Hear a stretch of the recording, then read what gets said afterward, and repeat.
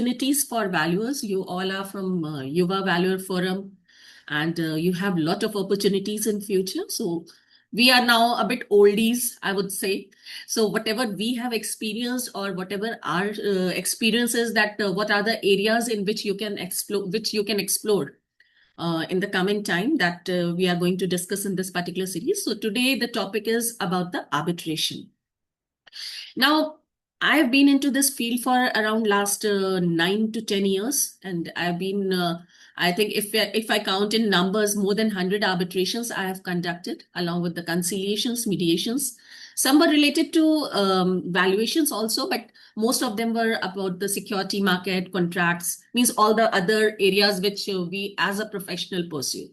Like we all are professionals, like I am a company secretary, I have my own profession along with the valuation. Similarly, out of you all, most are like engineers are there or architects are there, and they're also pursuing their own field, right? So this particular area which we are going to talk about today, arbitration, it is open for any type of professionals, right? Because if we talk about the dispute can happen at any point of time. You are an architect, you have entered into an agreement with the client to give some designing, designing related assignments you are doing, or you are a civil engineer, you are into some construction related assignment, and there is some dispute over it. So most of the time what happens, that the first understanding is that whenever there is a dispute, you have to resolve it. First thing is that you sit across the table, you try to resolve it. Right?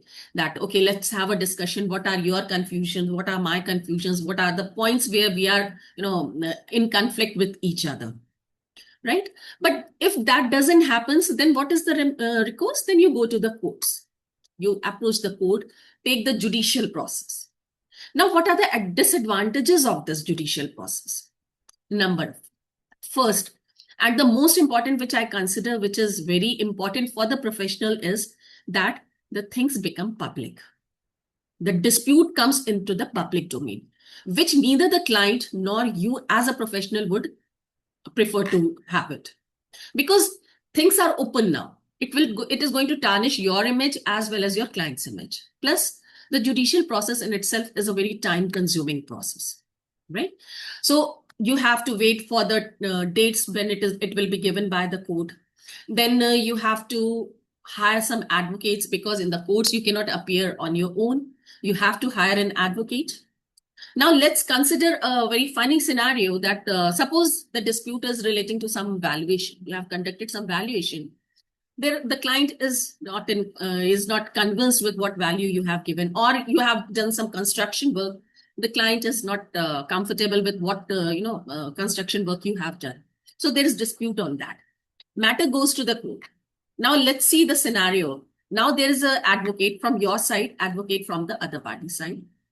Your advocate is like, let's say he's a history honors person. Other advocate is English graduate. The judge sahab is like, let's say he's a economics honors graduate. And these three people are there who are going to discuss about the valuation or the construction related matters. Now just understand and imagine that what will be the chaos.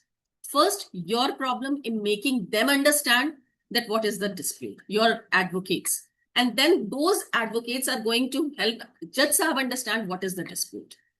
So it becomes a very complex process. As a professional, the best way you can explain, that is not, that cannot be managed with those advocates or the Judge Sahab. It is not understandable. If some of you must have joined, I'm sure, the IVC, which was held in Kochi. Many of you must be there. So if you remember, I think a High Court judge was there, if I remember correctly, in the inaugural session. And he was talking about the valuation, that many a time the dispute comes relating to property matters. What do we do? It was asked that how you decide that which valuation is correct, how you resolve those disputes. He said, जी हमें तो वैसे ही नहीं समझ में आता. हम तो ये देखते हैं कि किस वैल्यूअर की मार्केट में क्रेडिबिलिटी अच्छी है, हम उसकी रिपोर्ट को ले लेते हैं, उसको मान लेते हैं. और we do some averaging type of things. भाई एक बंदे ने अपना ये दिया, एक बंदे ने अपना दिया, and we are just clubbing it, making it an average, and then we are taking that value as an average value. Just a minute, please. Just a minute, please. Give me 1 minute. गर्वित मैं session में हूं. I'm sorry. Right? So that scenario happens.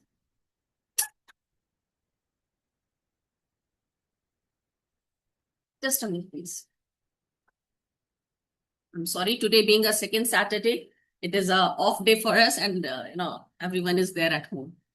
Okay, so that is the scenario.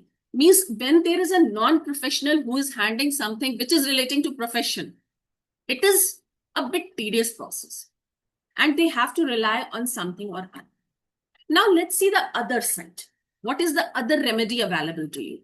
The other remedy is known as ADR, Alternate Dispute Resolution Mechanism, where what happens that in case of any dispute is there, you don't go by the normal judicial process. You go to some independent person who is having expertise in that area and ask for his opinion. Now, let's say in the same scenario, there was a dispute relating to quality of construction. Both the parties decide that, okay, we will go to Mr. X, who is a very senior civil engineer, very rich experience, and he will decide who is correct, whether you have delivered the quality or is there any dispute over the quality. Let that person decide, and whatever he will say, we will agree to it. That is known as arbitration, where you are taking services of some third independent person, seeking his opinion, and deciding the dispute based on the opinion given by that person. That is what arbitration is all about. Arbitration, if we talk about the entire ADR, basically there are four mechanisms. There is a negotiation, there is a mediation, there's a conciliation, and then there is an arbitration. Negotiation is a simple thing. Two disputing people are sitting across the table coming to some consensus. That is what is called as negotiation. No third party is involved. Then the second stage is mediation or conciliation. Now, previously, mediation was not a recognized way of law. That means if you're something getting decided through a mediation, it did not have any legal sanctity. But with the new law coming into force now, we have a Mediation Act of 2023. There are certain points of conflict between Mediation Act and Arbitration Act, so they will be synchronized suitably, and then it will come into the force.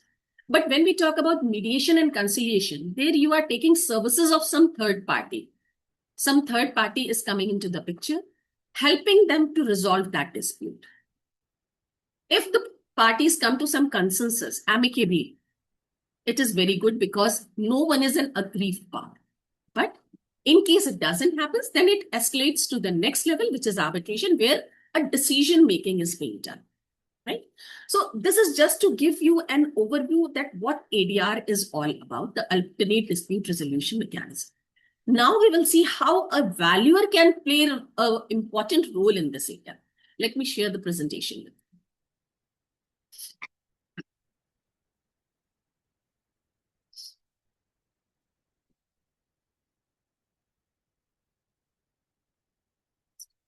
Please.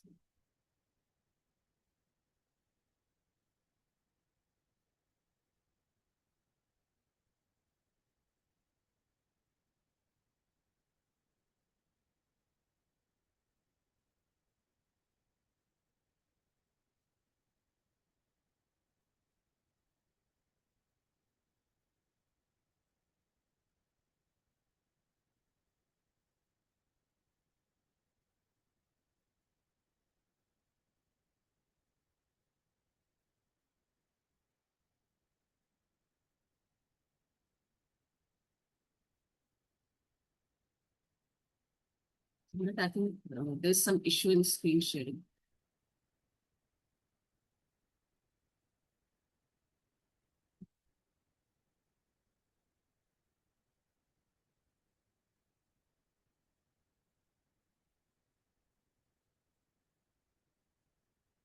Is the screen visible to you? Yes, ma'am. So now we are going to discuss what a professional or a valuer, what role he can play in ADR. And these vary in different stages and in different modes. Right? So different stages where valuers' expertise may be required. First is at pre-dispute level, right? So as I said that ADR is a field where whatever expertise you have, that can be utilized. You are expert as a as an architect, and this matter is relating to designing. You are the expert. If there is a matter relating to some performance of a machinery and you are a mechanical engineer, that is the role you can play. If the dispute is related to valuation and you are a valuer, then that is the role you have to play, right? So right now we are talking about the role that can be played by the valuer, right? So here are the different stages where a valuer expertise may be required. And first is the pre-dispute. I have done a valuation. Let's say that there was a dispute relating to some property. There was a property distribution matter. You have got a valuation done, and according to that, the settlement was to be done. Other party has disputed that no, this valuation is not correct, right?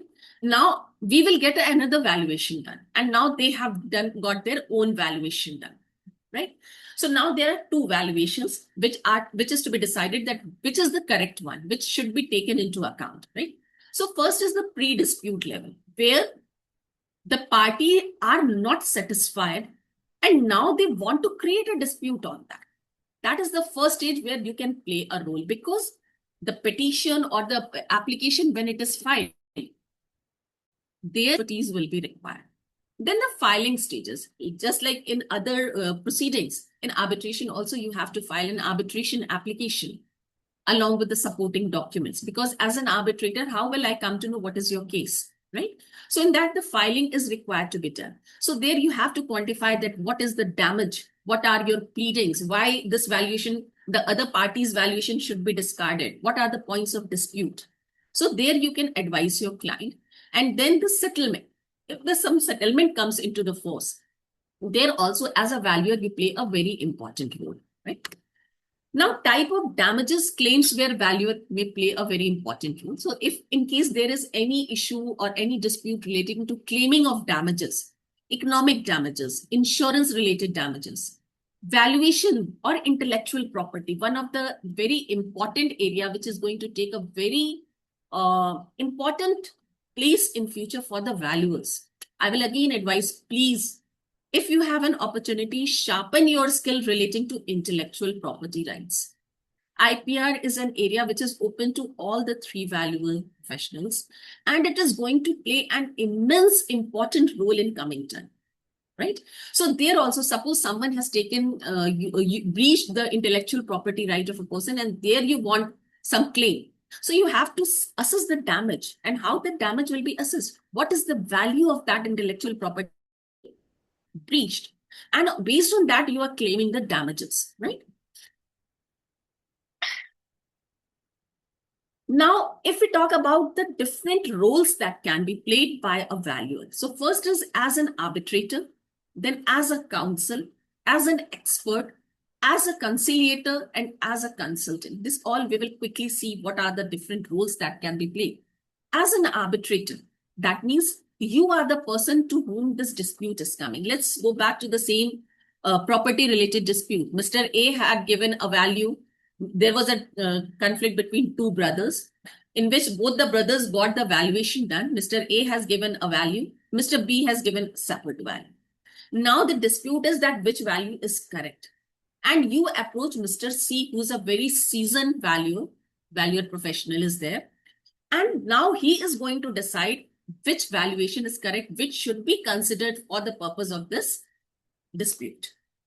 That means there you are playing the role as a judge, as an arbitrator, right? You are deciding the case on the merits, which is correct, which is wrong. Second is as a counsel for the parties. Now, suppose this dispute has arisen. As I told you that under arbitration, under ADR, you need not representation to be done from the advocates. There the parties themselves can plead the matter. Now, if some matter is relating to valuation, obviously the parties are not a technical person. They are not valuers. So in that case, maybe if your communication skill or the skill of explaining is good, you can act as a counsel for them. That means you are representing them. There you are not required to file a wakalatnama. You have to file a authority letter that yes, you will be discussing or dealing this case on behalf of your client. So as a counsel, Third comes as an expert. Now, suppose that the arbitrator, suppose in this particular case, let's say this dispute matter was there.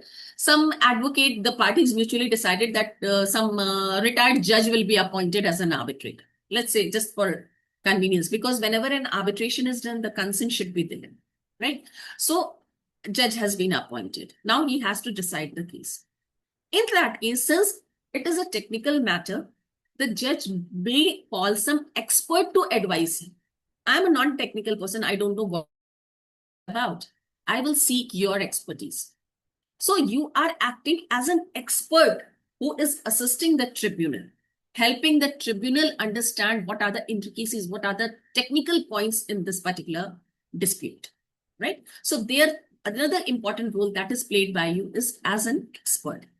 Then as a conciliator, conciliator means, just as I told, that there can be an arbitration, there can be a conciliation, where you are helping both the parties to resolve the dispute, to conciliate that dispute.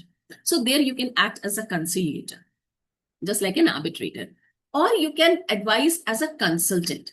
You are playing what you call it, backstage roles. You are helping the client to design their petition. What value you should claim? What is the damages that you should claim? This is the value. What if you have to provide a supporting document? This should be the document that should be produced, because as a valuer, you know that what are the evidences that are required to be produced during any litigation. So there you can act as a consultant to your client, right? So as I just discussed that role of arbitrator, conciliator, I'm not going 100% by presentation. I'm just sharing out of my experience, because we have Charu also to share her opinion, and Meghna also. So I'm not going strictly by the presentation. I'm just sharing what I have experienced as a arbitrator in last 8 to 10 years, right? So the role of arbitrator is to facilitate the communication. Usually what happens that as a conciliator, when you enter any place as a conciliator, both the parties are at deadlock. Deadlock means they are not in position to communicate with each other. You have to be an icebreaker in that case. As a conciliator, I will try to make the parties come out with what they want. And that is always we do as an arbitrator. That first we try to conciliate the matter, because arbitration is something where a judgment comes out. So obviously it will be in favor of one person against one person. As a conciliator, what you can do is you can help both the parties come to some amicable solution. So there is no aggrieved party. So if there is a valuation that has been given as A, let's say 50 crore, party A has given a valuation, the other party is saying that no, the valuation should be 80 crores. So you can help them understand that, see, why your valuation is less, why your valuation is more, and what should be an appropriate thing. How you should come to a consensus of 60 crores so that neither you are aggrieved nor you are aggrieved, right? And that obviously has to be based on some reasoning. Because whenever you are doing any arbitration, any conciliation, you are preparing a report. In case of arbitration, you have to draft a complete award. And that award has always to be on the basis of some reasoning. You have to explain what is the basis, why you have given this judgment. As a conciliator, you have to tell what is your observation. It can be challenged in later on in the court of law. So your judgment, your observation should be very crystal clear. So when you are giving any opinion as a valuer, you have to make them understand that why this situation, why you are of this opinion, right? So the most important qualification for an arbitrator or conciliator, I would say, is the communication skill, your patience, and obviously the subject area of your expertise. Now, who can be the arbitrator? So they can be the legal persons, they can be business professional, they can be professional, they can be retired judges, they can be bureaucrats, any third party who is having experience in the particular subject matter of dispute. If you will go through the arbitrator empanelments, you will see in construction industries, there is, I think, one organization, Indian Road Congress. These type of number of organizations are there. They are empaneling 100% the professionals who are from the civil engineering background or architectural background. Even the high courts, they are taking these professionals as a empaneled arbitrator. right? So you have to see, you have to keep an eye on what are the upcomings. Is simply if you will type on the Google empanelment for arbitration, you will get an entire list. There it will be mentioned what is the area of expertise required, what is the years of experience required, what is the eligibility criteria, and then accordingly you have to apply. Because as on the date, you are lucky enough that there is no basic qualification. It is just on the requirement of the client, what the client requires, what is the requirement of the client, what is the subject matter of dispute, and whether you are competent enough to resolve that dispute or not by terms of your experience and expertise, right? So, arbitrator may work alone or in panel with other arbitrators. They may decide procedural issues like evidencing, hearing, etc. Yes, I would say a basic knowledge of law is required. Please don't confuse that I'm saying that you should be a law professional. No. Knowing the law and being a lawyer are two different things. Knowing a law, I would say each and every person in India should know the law. The law of the country should be known to everyone, because at any point of time, you cannot say that I was not aware of the law. It is expected from you that basic knowledge of law should be there. So some important basic acts, obviously relating to your field, plus like the basic essence of Indian Contract Act, or some evidence related matters that you should be aware of, so that you are not deciding anything beyond the purview of law, right? No one can challenge that, okay, Mr. X has done this arbitration, but he has done everything beyond the law. So that should not be the case. Ineligibility for appointment of arbitrator. So if the arbitrator is related with any of the parties or counsel, or he is related to subject matter of dispute, because there was a dispute over a property between two brothers, and you as an arbitrator were also eyeing on the same property. So you are having a conflict of interest. You should be an independent person. You should be an unbiased person, right? So arbitrators' direct or indirect interest in the subject matter of dispute, if you are having that, you are not eligible to be appointed as an arbitrator. Role of arbitrator, valuer as an arbitrator, they are frequently asked to resolve the fundamental, just a minute. Yeah. Arbitrator frequently asked to resolve dispute, a fundamental part of which is the proper valuation of a company, of a property, of an asset, of an intellectual property rights, anything can be there, where the subject matter underlying the dispute is the valuation. So such dispute can be arising out of some, dissolution of partnership can be there, some property related partition is there. So in that cases, you can act as an arbitrator. When presented with such dispute, arbitrators are often asked to decide between two competing expert analysis, each prepared by one of the parties and each presenting a valuation analysis based on what the party believe best supports its position in the dispute. So what just I was discussing, that both the parties will come out along with their valuation. Now you as a valuer, since you are having that knowledge, no one can befool you. You have an idea, you have a fairly good enough idea that what should be the correct valuation. And accordingly, you can pose questions also and decide which one is the correct one. Now, there are many organizations which are recognizing professional as an arbitrator. One of the important and very prominent organization in India is Indian Council of Arbitration. It is having a panel of specialized arbitrators which recognize chartered accountant, company secretaries, engineers, architects, valuers. They all are in their list. So if you're having those qualification experience, you can get yourself registered. And not only Indian Council of Arbitration, number of organizations, even most of the high courts are having their panel. And in that, they are admitting professionals who are having experience in that particular area, right? Because now the target of Indian judicial system is that first, most of the civil matters will be resolved through mediation, conciliation, or arbitration. In case it could not be done, then only they should be escalated to the courts, because the courts are already overburdened.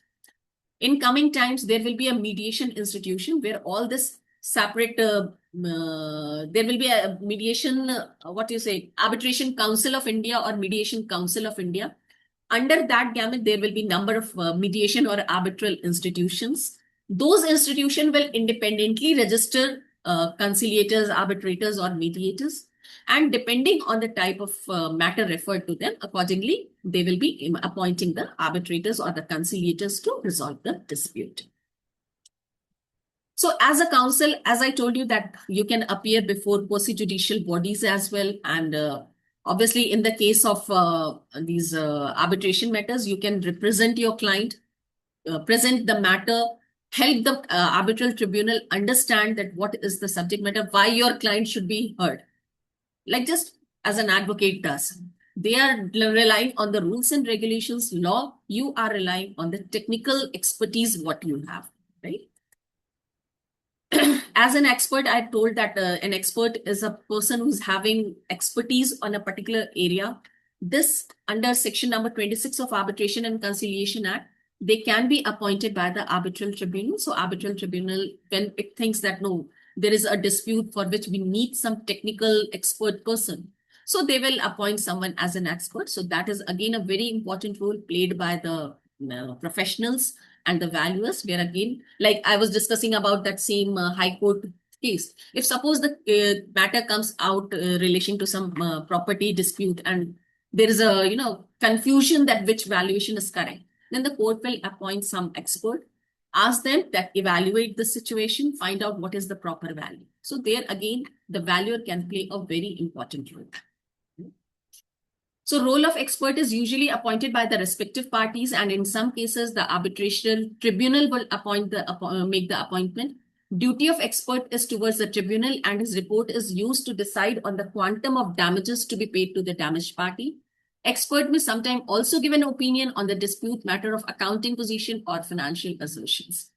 An expert may be appointed to critically examine and rebut the expert report of the counterparties. So suppose two parties have given their report, the other party thinks that no, my valuer is not capable enough to extract, because what happens is that if I have done a valuation, right, and I am asked to examine my own valuation, I won't be in position to do that. I cannot find what loopholes are there. So in that case, a reviewer is appointed, right?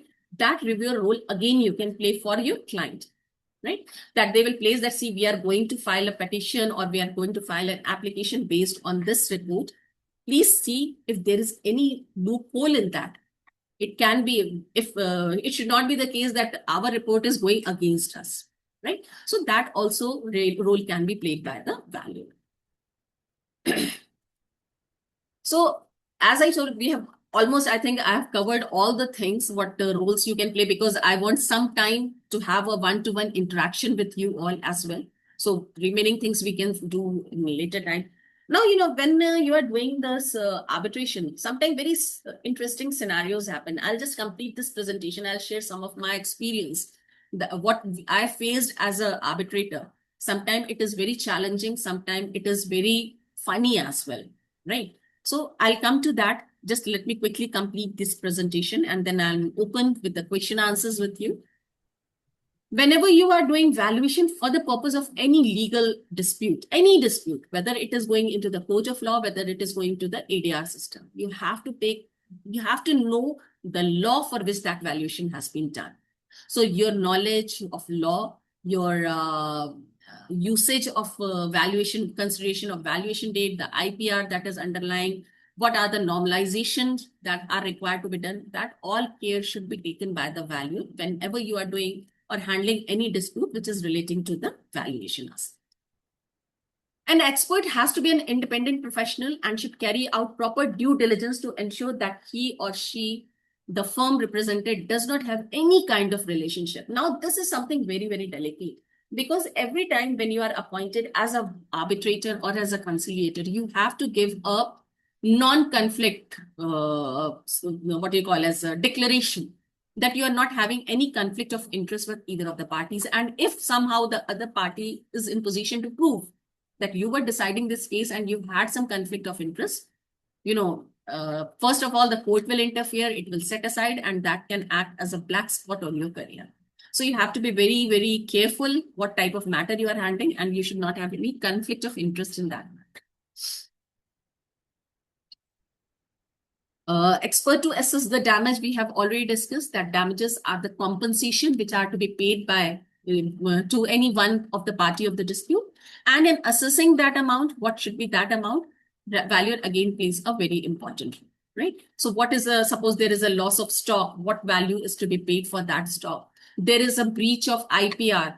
What is the damage that will be claimed? That will be claimed on the valuation, because you have to justify in the arbitral tribunal as well that why you are asking for an X amount. What is the basis of deciding that X amount, right?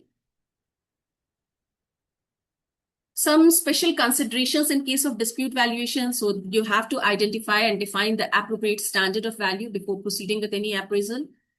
Again, it is challenging in litigation settings since correct standard depends upon what the law is, what is the underlying law which is dealing with that particular dispute.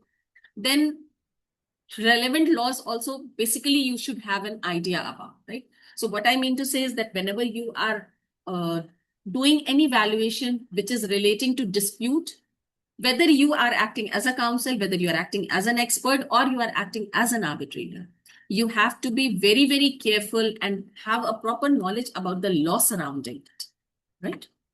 So with this, I just quickly conclude the presentation, and I'm open for the questions as well. And then I'll discuss. Yeah, yes, Meghna?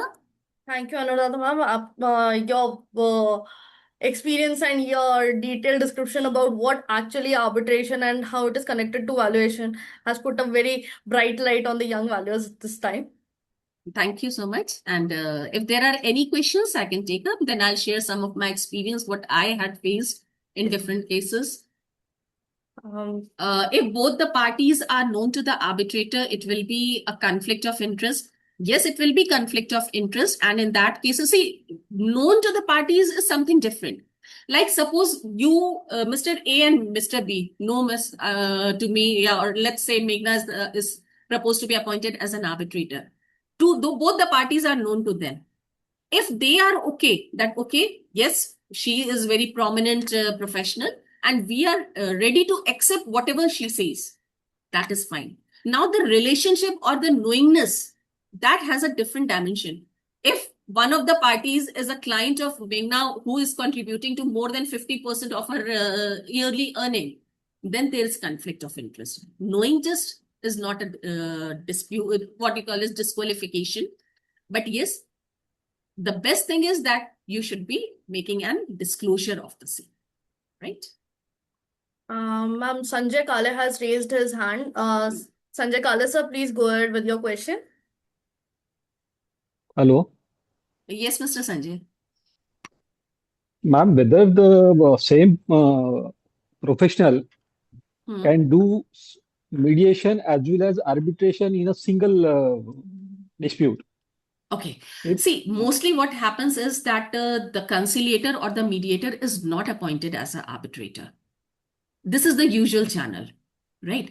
Because again, it creates a bias in the mind of the person. I have already handled something. Maybe during that discussion, I have developed some bias from against you.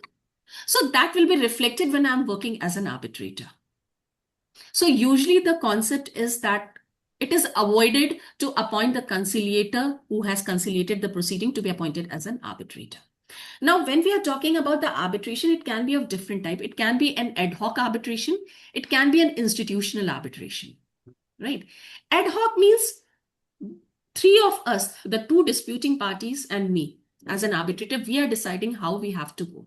In that case, if both the parties have no objection that, okay, she tried to conciliate it and now we are going to appoint as an arbitrator, so there is no issue. Right. But in the case of institutional platform where you have to follow some rules and regulations of an institution, let's say, suppose you are working for a high court. Now they have their own bylaws. So if their bylaws doesn't allow a conciliator to be appointed as an arbitrator, which happens in most of the cases, I would say 95% of cases, in the case of institutional setup, the same person is not appointed as an arbitrator. So that you have to see, right? Yes. Anyone else? Any questions? I don't think so. There are any other hands raised above. It was quite elaborate session, so I don't think there would be any question to anyone.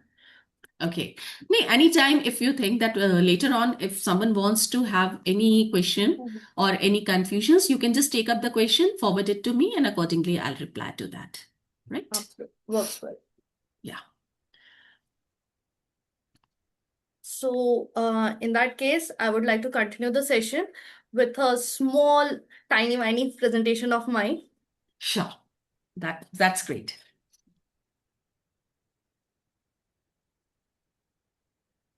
Okay. So, yeah, I have just curated a small information session for everyone who are actually wanting to be a arbitrator, but how to be into that stream and what are the criticalities that they have to go through while doing an arbitration. So, as a valuer, while doing an arbitration for an NGT client, I came to know about many other criticalities that one should go through. I have tried to put in the things in there. Let's go through it. So, as ma'am has explained what basically arbitration is, so it is just a binding alternative dispute resolution mechanism, and we are quite aware with this system right now. Why it is done? Commonly, it is due to the shareholders disputes, M&A disputes, and there is real estate acknowledgements and many other things that are related with JVs or insurance claim, blah, blah, blah. It might include some judicial work regarding like what I have done was for NGT. There are a few those who are doing it for some other tribunals. So there are required by us. Types of valuation that can be put into arbitration, the conventional type, then there is expert determination, then there is a final offer determination, then there is a pendulum, that is which to adopt, which not to adopt, and where you can go for an average or a third party instruction. Then comes a bracketed or a high or low, that is a range that can be defined in there. So there are basically 5 type of valuation that you can do for arbitration. Then comes the arbitration process. Since ma'am has described it quite neatly, I won't be entering into this field. Then comes the methodology that one has to adopt while doing a valuation with regard to arbitration. So we have to be thorough about DCF, market comparables, asset base. Then for securities and plant and machinery, there are type of EPTA things. Then yield, dividend yield methods, and the IP method that is being developed in quite standard views right now. So standard values, if we talk about the standard values, the values that we are supposed to give in the valuation report is fair market value, then fair value. What is a fair value and what is the difference between the fair market value? There are different minor discounts that you can put for the fair value. It is not a regularly required value, but it is an optional thing. Then comes investment value. That depends upon what the specific buyers or the synergies are in there. Then finally comes the intrinsic value, the fundamental economic value. If there are multiple types of assets or multiple type of entities that we are dealing with, that comes under this category. Okay, then comes why choose arbitration. It is quite clear to us, as ma'am has explained, arbitration. Finally, issues that arbitrator face. So which valuation rate applies? That is one of the major thing that we as valuer need to keep in mind, that it should be in consolation with respect to what our site visit date, what our talks date were, what is their hearing date was. With respect to that, valuation date applies. Then marketability and the discounts that we provide with respect to realizable or distress value. Like we do not have to stick to the thumb rule of 0.9 or 0.8 or something like that. We can normalize those discounts and we can put it like what are the percentages or what is the return that we are getting through the property. Then earnings, synergies, WAC discounts, weighing method, and lastly, your expert credibility. What credibility do you possess while submitting the report is quite a major thing. Practical tips for parties that one should ponder over is draft clear arbitration clauses. If you are dealing with any legal case in any matter, like it is, if it is not just for arbitration, if it is going for banking purposes also, and there is a clause of legality, you should be thorough with that clause. You should write it on your report, and you should be quite easily able to describe what are the clauses that you are using and why it is applicable to this property or the valuation report that you are submitting. Then comes the standard values. We have discussed what are the standard values required. Then agree on the valuation date. Then what is the type of valuation? If it is baseball, it is high and low. What is this? You have to specify that. And many other enforceable acts that are required for that. So the key takeaways from this small thing was arbitration provides a private expert-led binding solution for valuation disputes. Then multiple formats exist. You have to stick to one as per the need of the client, as per the need of the arbitrator, as per the need of the tribunal that has assigned to you. Then comes right standard of value, that is valuation date, criticals, your format you're sticking to, everything. And then which institute you are being developed with, which is enforceable. You should be acknowledged with that also. With this, I'll end up my small presentation, and criticals are to be acknowledged by you in your valuation report. Towards the end of the session, okay, there is a small question. What are the current training programs running for valuers for practical field work? Anuradha ma'am, See, if you go by, there are different law institutes. They are coming out with small certification programs. Apart from that, various professional bodies like Institute of Chartered Accountants, Company Secretaries, they are all open and they are imparting small training programs where you will be updated with the basic concepts of law, what are the basic law that is required, how the drafting should be done, what are the key considerations that you should keep in mind while doing an arbitration. You can again Google, and I think a number of institutions are there, even institutions like Upgrad, and they are also giving small certification course. So that will be again something added advantage to you, because whenever you are saying that, yes, I'm in position to do the arbitration, that should be backed by some certification. So that will be always advantageous to you. Okay, in continuation with the same question, Sanjay Sona sir is asking what problem arises with the actual construction differs from the approved. How do you collect reliable market sale instances for valuation comparisons or drawings? Okay, so actually this is not my particular field because I'm not from the engineering background, but still I'll try to understand and answer to your question.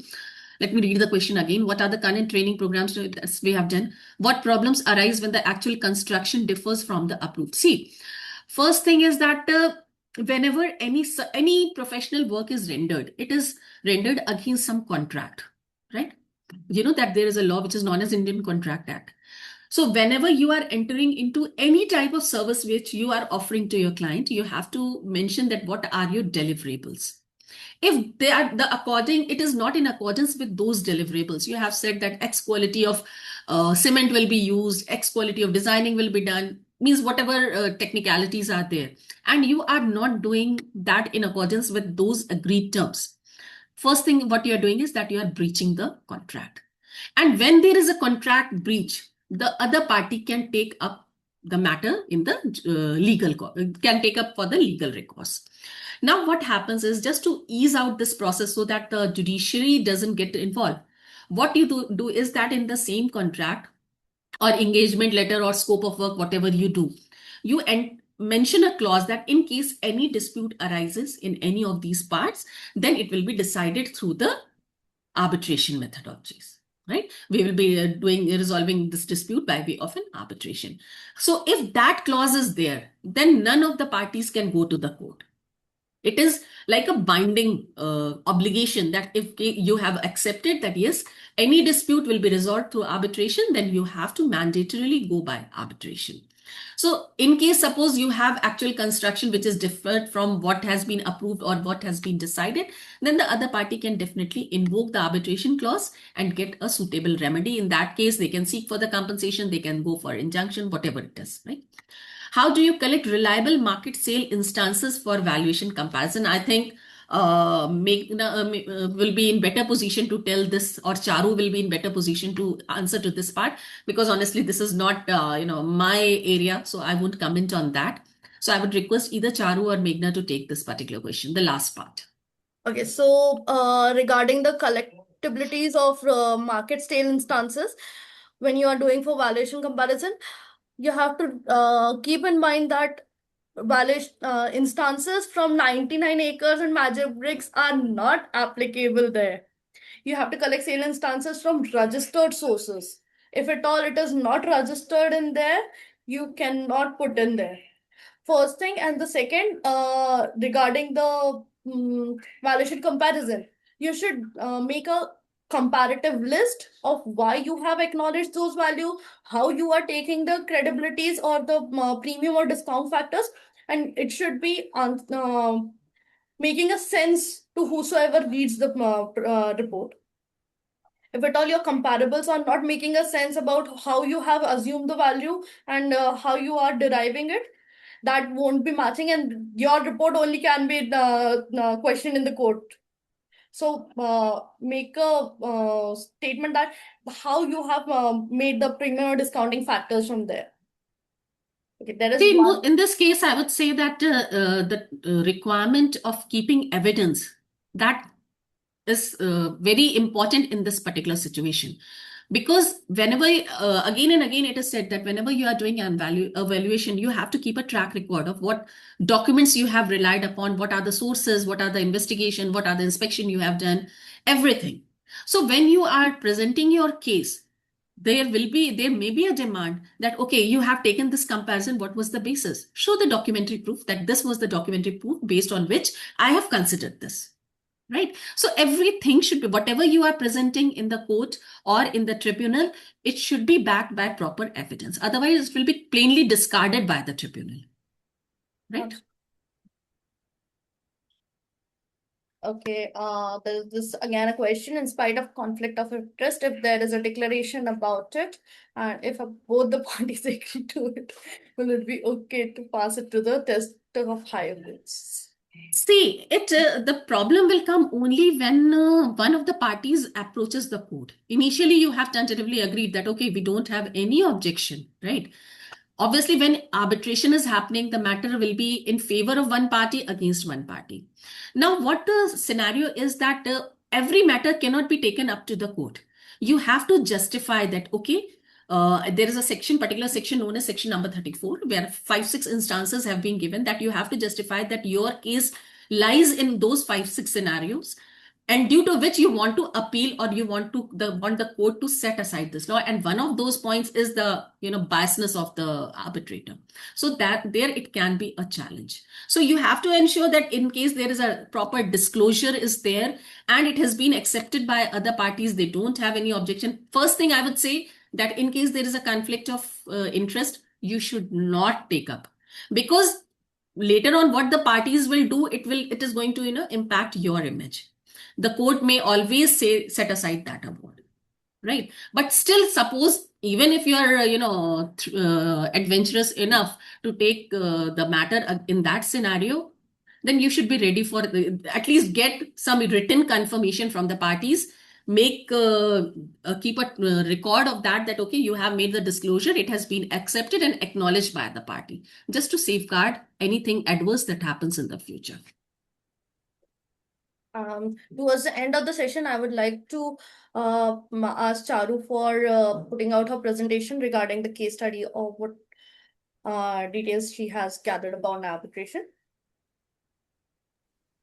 Yeah, good afternoon, everyone. I'm Charu Agrawal. I have been practicing valuation since about 6 years now. And very recently, we have been appointed as valuers by courts. So specifically, we have not done valuation for arbitration, but since the next step is going to the court, I shall be presenting to you a report that we did for High Court of Delhi, wherein the court appointed us as an expert to value the property in case of a family dispute. I will just share my screen.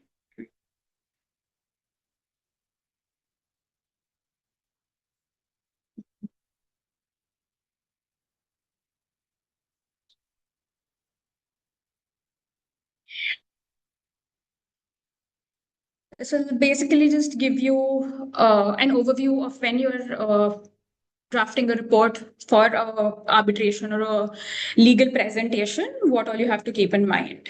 So the basic thing is that you have to have a covering letter. Most of our valuation reports don't really have covering letters, but whenever you're presenting it to a court, you should have a covering letter where you're mentioning who the basically judge is. So the Court of Honorable Justice, whatever his name is, the court. What is the subject? Mention the case numbers under which you are making the report. Mention the property that you're valuing. Normally, in such cases, you are given a work order by the court, or there is an order issued by the court as a part of a judgment of an order within the case on a date of hearing, where it is mentioned that you are appointed as a valuer to value this property. So mention the details. If you are given a task as to just give a market value, just give a circle rate value, whatever you've been asked to do, mention that and make sure that what the court is asking you has been covered. Basic stuff, always have an executive summary where basic details of the matter are there. What is your property? Give a description. Try to include each and everything. This format is not very like in cases of arbitration and legal settlements, you don't have a specific format unless there is maybe a dispute with regards to valuation of like shares, where you have to follow Wealth Tax Act. If that is not the case, then you may follow whatever you deem fit as the format in order to include each and every important thing that affects your value. So you put the engagement information. When did you inspect the property? Who all were there when you inspected the property? If there's any disclaimers, always try to include confidentiality clauses that this report should not be used by anyone else for any other purpose. Then when we talk about properties, your standard information such as your boundaries, your location, what is the structural, description, how many floors, what is the accommodation, what is the usage. Don't forget to mention the current usage as well as what it can be used for. Basically, include your bylaws. What is the occupancy status? This becomes very important when there is a chance of a sitting tenant. For example, here in this case, this was a G+1 storied building, which was allotted in the 1960s for the ground floor being used for commercial and the first floor for residential. Here on the ground floor, there were 2 units. One of them had a sitting tenant. So it is very important that we mention any encumbrances that are there in the property. What is the physical condition of the property? Sometimes the physical condition is great, sometimes it's not. If we have a reason for that, it's great to mention. When there are things very specific to our properties. For example, in this valuation, the property was located inside the Lutyens Bungalow zone, which is in Delhi, and you're not allowed to reconstruct properties in the Lutyens Bungalow zone. Charu, sorry to disturb you. Your file is not visible. Oh. Like it wasn't for all this while? Yep. Okay. Your screen It is has not sharing. started. It's telling me that your screen is sharing, so I don't know. Your screen is sharing, like it is not started. You have to just click on Open the the file. The file is not opened. But I can scroll it. I don't know. Do one thing. just Exit out the opt file out and and reshare again it. share. Oh. Okay. Try to reshare it. Yeah.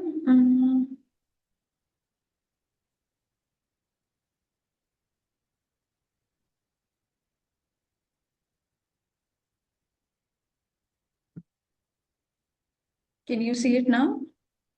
No. Do one thing. Stop sharing and then reshare it.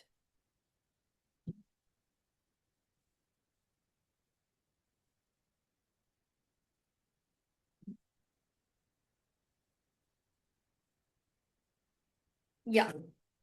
See it now. Okay. So sorry for the part that you missed, but the interesting part is here only, so it's okay. So in this case, the property we were valuing was situated in Luton's Bungalow Zone, which even though it is very prime, it has restrictions on reconstruction. There is also no provision for basements. There is no provision for construction of upper floors. You cannot increase the area of on the existing portion as well. And even if you redevelop, it has to be the same extent as it was developed before.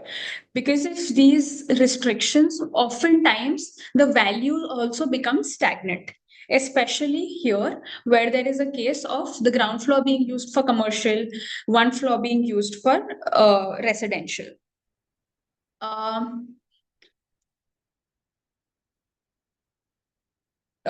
You have to talk about the economic condition.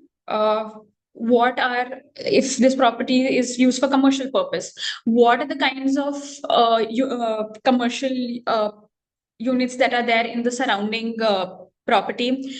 Is there footfall or not? Because eventually, at the end of the day, these are the factors that are going to impact your value. We talk about the permissible use. Even though when this plot was allotted, it was a shop a residential plot. However, with changing bylaws, now even the first floor is permitted for commercial use. Only after payment of conversion charges. It becomes very important to understand what are your conversion charges as on date of valuation. Not this assignment, but there's this another assignment that we were doing where your bylaws allowed for commercial conversion, but the cost of conversion was so high that it was still not feasible to put it to the alternate use. So if there is a permissible alternate use, it's important that we understand if it is financially feasible or not. If there's any other development control regulations, you must make it a part of your report. Legal analysis is very important here. It's a basic financial family dispute. So only your ownership, which is title documents, mutation, if you have a property tax receipt, you have electricity bills, try to include all of that. It gives the person who's reading the report an idea of who's taking ownership of this property all this while, and if that impacts their decision. So here, like, we had included whatever electricity and water bills that we had received from the other parties, and we had incorporated all of that in our report. It becomes important that you're not using a biased information. Everything that you are receiving, you have to mention it. Who gave you the information should also ideally be made part of the report. It is best to also add these informations as annexures, so you have a supporting of what you put and why you put. If you have any assumptions, limitations, do put it. Special assumptions, you have to put, in this case, there was an encumbrance. So what we have done is we've given the value with the encumbrance and without the encumbrance, so that the other party knows is if this property is sold, are we selling it with the encumbrance or without the encumbrance? We have to assume our possible revenues from the sale basis the encumbrance only. If you find any other information regarding the property in the public domain, it is good to provide that. It adds value to your report. Obviously, there has to be like a backup for it. If you see any change, deviation from the information that you've been furnished, so if there's an extra construction, if there's merging of units, do mention it very clearly in your report. Just your standard, what are the approaches, and skip this part. One very important part in arbitration and legal settlements is the difference in your market and circle rate values. There are some markets, for example, Delhi, the circle rates have not been revised since 2014. So that is almost 12 years of no change in the circle rates. That is why it is very hard, even if there is a market, if your property is worth 27, 28 crores, but the circle rate value continues to be 5, 10, whatever crores, there is a good chance that the value, your transactions from sub-registrar's office will never yield what the market value is. So in such scenarios, it becomes very important to make it very clear that what is the circle rate value, what is the market value.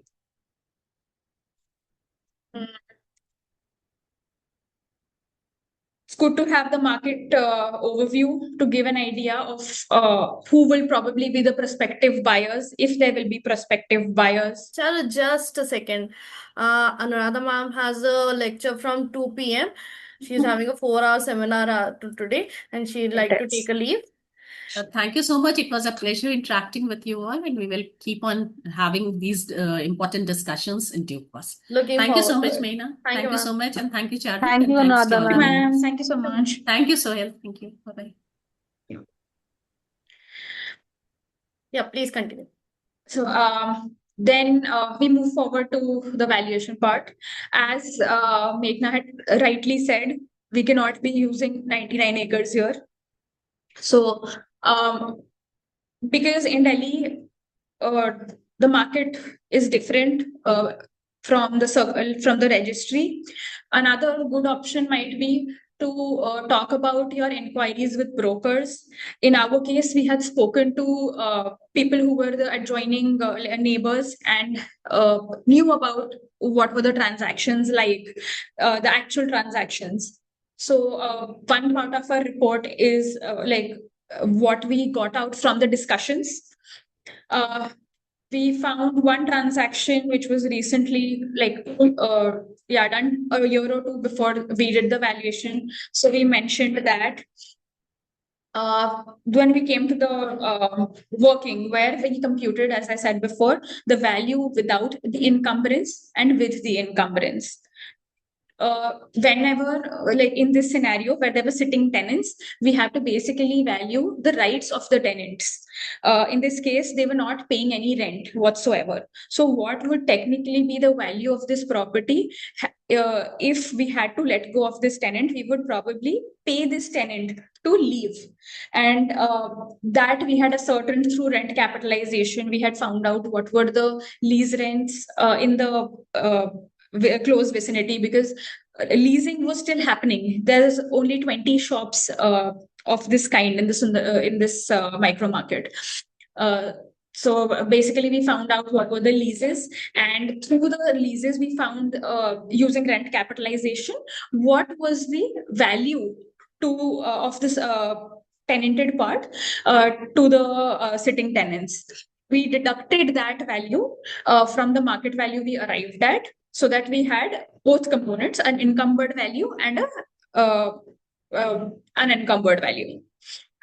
Basically, in the conclusion, we mentioned both the scenarios and also mentioned what the minimum value, the circle rate value is, since that was a part of our assignment to give a market value and a minimum value. basic declaration. Always mention, give you photos because you have to prove that you actually inspected the property. If you find any information in the public domain, for example, I had found this property details on the Geo portal, where I found that the lessee was different from what was in the title documents. Just mention that it is up to the reader of the report to figure out how they want to use this information. Whatever documents that are provided, try to annex it. Yeah, that is pretty much it.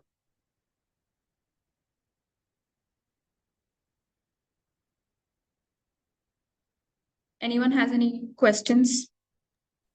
Thank you, Charu, for a quite detailed description of how the valuation report should go through. Does